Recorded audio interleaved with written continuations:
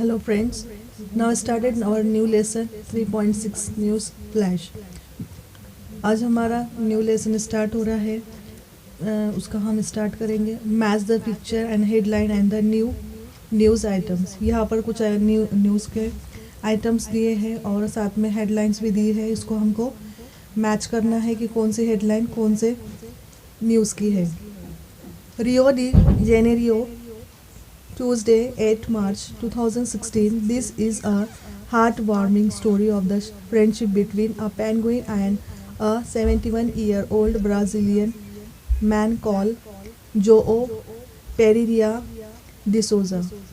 ये जो एक स्टोरी है जो एक विलेज की है, रियो डी जेनेरियो एक विलेज का नाम है। ट्यूसडे यहाँ पर 8 मार्च को ये हुआ था। ये जो टॉपिक के बारे में बताया जा रहा है 8 मार्च को ये हुआ था। This is a heart warming, यानी यह ऐसी स्टोरी है जो हमको गर्मजोशी दिला देती है, हाँ, यानी दिल को हमारे टच करती है। Of the friendship between the एक पेंगुइन के और 70 ईयर ओल्ड जो मैन है ब्राज़ील में रहते हैं, उनका नाम जो है जो Pereira de Souza. Joe is retired bricklayer who live in a Proveta. जो थे तो रिटायर्ड ब्रिकलेयर मीन्स वो जो इटकर बनाने वाला होता है, ईंट बनाता है, तो उसे ब्रिकलेयर कहा जाता है। तो वो थे और वो रिटायर हो चुके थे और एक विलेज प्रोविटा में रहते थे। A fishing village close to the coast of the Rio de Janeiro. एक गांव था रियो डी जेनेरियो, वहाँ पर रहते थे और जो समंदर के किनारे था, कोस्ट ऑफ सी यानी समंदर का किनारा। One day in 2011 he found a 4-month-old Magellanic penguin on the beach near his house। उन्हें एक पेंगुइन मिली जो कि 4 मंथ की थी और वो इटालियन पेंगुइन था वो।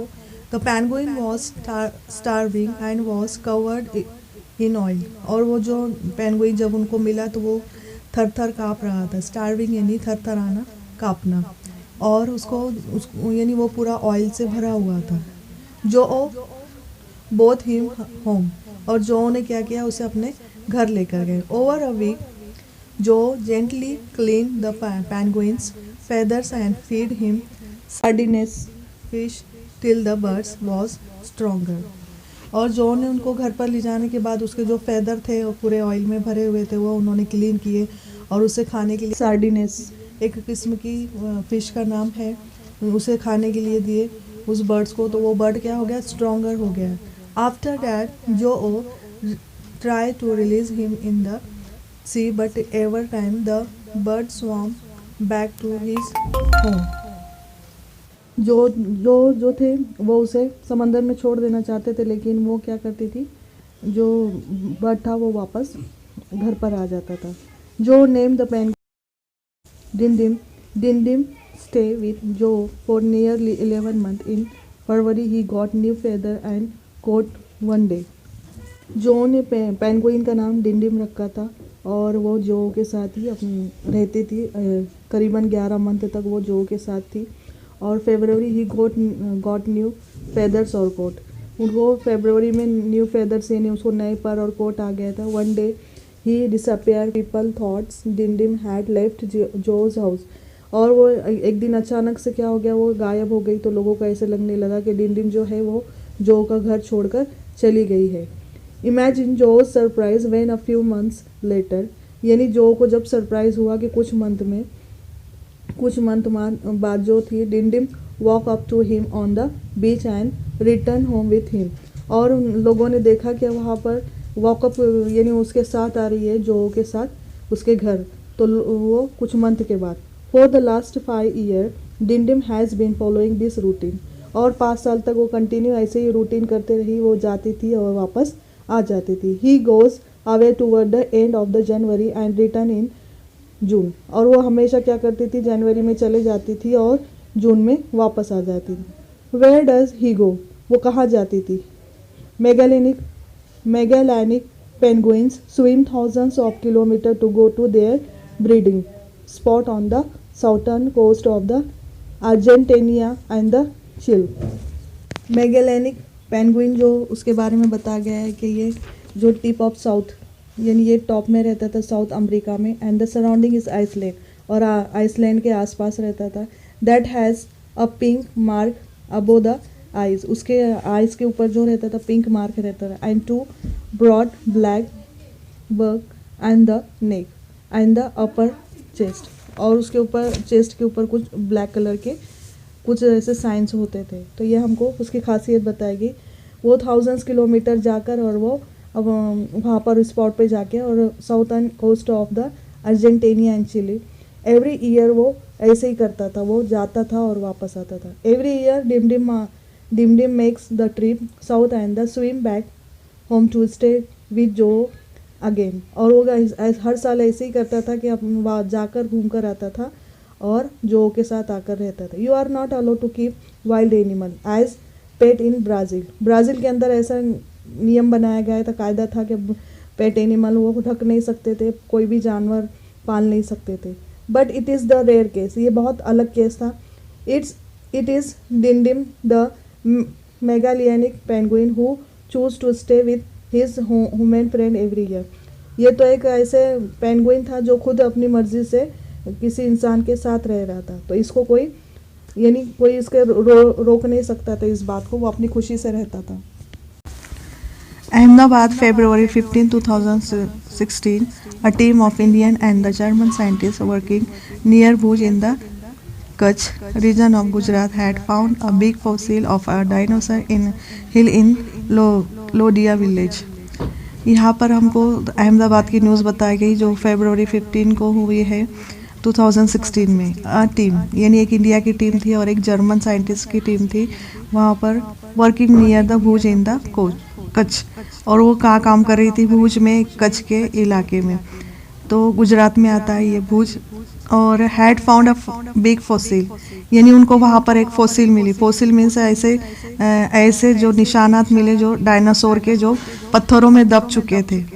फॉसिल का मतलब डायनासोर के ऐसे जो हड्डियाँ या कुछ ऐसी चीज़ें थी जो पत्थरों में दब चुकी थी कई साल पहले, वो हिल के अंदर, वो जो कौन से गांव में थी? लोदिया विलेज में. On Saturday they found a few more fossil. The new fossil include skull, jaw and the some teeth of dinosaur. और फिर दूसरे यानी कुछ दिनों के बाद उन्होंने जब और कुछ खुदवाई की होंगी तो वहाँ पर और फॉसिल मिली जिसमें क्या था? स्कल यानी उनके जो खोपड़ी थी था, जाव यानी जबड़े थे, और कुछ टीथ दांत मिले उनको जब उन्होंने डबल से किया. तो their work of excavation of और digging very carefully still goes on. It will take some time to take the fossil out. और उन्होंने जो बड़ी ध्यान से वो खुदवाई की ताकि कोई चीज़ डैमेज ना हो जाए. उनको जो निशानात मिले हैं उसके ज़रिए से वो फॉसिल के अंदर जो भी चीज़ें मिल रही है उसको कोई नुकसान ना हो, इसलिए उन्होंने बहुत ध्यान से वो खुदवाई की थी. A sample of the fossil found earlier has the sent to the Munich Germany for further testing. और जो उन्होंने जर्मनी के अंदर कुछ ऐसे उसके फॉसिल जो थी तो उन्होंने वहाँ पे उसको टेस्टिंग के लिए भेजा गया था आगे की. यहाँ पर म्यूनिक का मतलब जर्मनी का तीसरा सबसे बड़ा नगर ऐसे बताया गया है डिक्शनरी में. जर्मनी के पास उन्होंने भेजा था उसको टेस्ट कराने के लिए. The fossil show that the dinosaur may have been 10 to 15 metre long. यानी वो फॉसिल के ज़रिए से उनको पता चला था कि एक जो डायनासोर है वो 10 to 15 मीटर लंबा था. It was carnivores, the meat eating type. Carnivores यानी वो गोश्त खाने वाले डायनासोर थे. मीट ईटिंग यानी गोश्त खाने वाले. It live 135 million 13.5 crore year ago, यानी वो 13 करोड़ साल पहले पुरानी बातें हैं जिनको उनको तलाश लगाने से पता चला। This could be the oldest dinosaur fossil found in this century. और ये कितने सालों पुरानी चीज़ थी जो हमें इस सेंचुरी में मिली थी और जिसको जांच करने से पता चला था। Fossil remain of other dinosaur has been found earlier in the same region. यानी ये फॉसिल से ज़रिए से पता चल रहा है ये जो बचे हुए डायनासोर थे वो वहाँ से जल्दी ही ढूंढने वाले थे उसी एरिया में, यानी वहाँ पे अदर टाइप के भी डायनासोर थे। Scientists think that at least 13 species of a dinosaur roam this region. Once upon a time, more than 100 million 10 crores year ago. Later, and due to a matter streak on volcanic eruption or some such a reason, all these animals were destroyed. Scientist के ख्याल के मुताबिक 13 dinosaur type के dinosaur यहाँ पर घूमते थे इस रीजन में अपॉन अ टाइम, यानी उस वक्त में मोर देन 100 मिलियन यानी 10 करोड़ साल पहले यहाँ पर 13 जात के डायनासोर घूमते थे। Later on due to a meteor strike और वॉल्केनिक इरप्शन, यानी कुछ ऐसे हुआ था जैसे कि ज़मीन के अंदर ज्वालामुखी होना या तो आसमान में कुछ पत्थर वगैरह टकराने की वजह से ये क्या हो गए, पूरे जो एनिमल्स है वो डिस्ट्रॉय हो चुके थे। February 11, 2016, for the first time in history, scientists have detected gravitational waves। यानी फरवरी 11 तारीख को 2016 में फर्स्ट टाइम इस हिस्ट्री के अंदर साइंटिस्ट जो थे उन्होंने क्या किया कि तलाश लगाया किसका, ग्रेविटेशनल वेव्स का। वेव्स यानी लहरें जो होती है, सकाफती लहरें। Many people believe that